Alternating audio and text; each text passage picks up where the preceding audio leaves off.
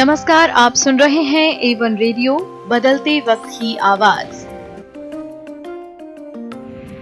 चलिए खबरों की शुरुआत करते हैं इस वक्त की हेडलाइंस के साथ। ड्रोन फेस्टिवल में मोदी पीएम बोले, पिछली सरकारों ने तकनीक को गरीब विरोधी बताया।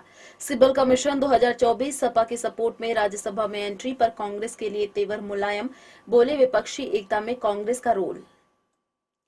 48 घंटे में अमरीन के हत्यारे ढेर, लश्कर में शामिल हुए 2 लोकल टेररिस्ट, कमांडर के कहने पर हत्या की।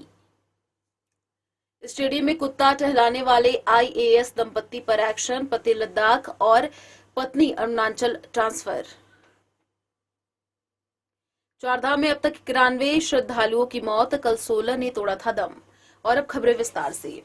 दिल्ली के प्रगति मैदान में देश के सबसे बड़े ड्रोन महोत्सव का आयोजन किया जा रहा है। प्रधानमंत्री नरेंद्र मोदी ने भारत ड्रोन महोत्सव 2022 का उद्घाटन किया।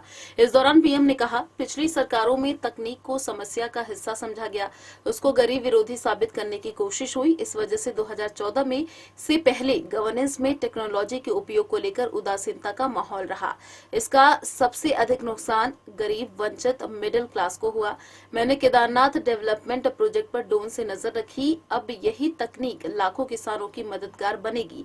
प्रधानमंत्री ने कहा कि ड्रोन तकनीक को लेकर भारत में जो उत्साह देखने को मिल रहा है वह अद्भुत है। उदयपुर में कांग्रेस का चिंतन शिविर हुआ और उम्मीद जगी कि अब पार्टी के हालात सुधरेंगे, लेकिन कुछ दिन बाद ही कांग्रेस पार्टी के 3 विकेट उखड़ गए। पहले हार्दिक पटेल, फिर सुनील जाखड़ और अब कपिल सिब्बल ने पार्टी छोड़ दी है। कपिल सिब्बल ने कांग्रेस पार्टी तो छोड़ी ही, साथ ही समाजवादी पार्टी के समर्थन से राज्यसभा के लिए नामांकन भी भरा है। सिब्बल ने एक इंटरव्यू के दौरान बताया कि उनकी कांग्रेस से कोई रंजिश नहीं है, लेकिन उन्होंने अपने लिए नया रास्ता तलाशा है। ये रास्ता है 2024 में विपक्षी दलों को एक साथ एक मंच पर लाना और मोदी सरकार को हराना। टीवी एक्ट्रेस अमरीन भट्ट के कातिल आतंकियों को सुरक्षा बलों ने गुरुवार तड़के ढेर कर दिया।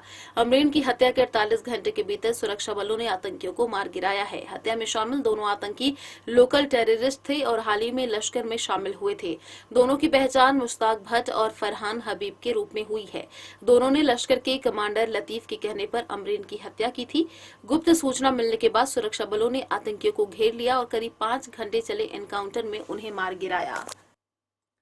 राजधानी दिल्ली के त्यागराज स्टेडियम में खिलाड़ियों को घर भेजकर कुत्ता घुमाना आईएएस दंपत्ति को भारी पड़ गया है। एमएचए ने गुरुवार देर रात आईएएस संजीव खिरवार और उनकी पत्नी रिंकू डुग्गा को एक साथ ट्रांसफर कर दिया। खिरवार को लद्दाख भेजा गया है, जबकि डुग्गा की पोस्टिंग अरुणाचल में की गई है। लद्दाख से अरुणाचल की दूरी करीब 3100 किलोमीटर है। आईएएस दंपत्ति के पूर्वोत्तर ट्रांसफर पर टीएमसी सांसद महुआ मोइत्रा ने तंज कसते हुए कहा है कि दिल्ली के ऐसे अफसर को अरुणाचल भेजना शर्म की बात है। 3 मई को गंगोत्री और यमुनोत्री धाम के कपाट खुलने के साथ ही उत्तराखंड चारधाम यात्रा शुरू हो गई थी। चारधाम यात्रा को शुरू हुए 1 महीना भी नहीं हुआ है, लेकिन अब तक 91 लोगों की मौत हो चुकी है। 26 मई को यात्रा के दौरान 16 तीर्थयात्रियों की मृत्यु हुई थी। उत्तराखंड की डीजी डॉक्टर शैलजा भट्ट ने इसकी जानकारी दी।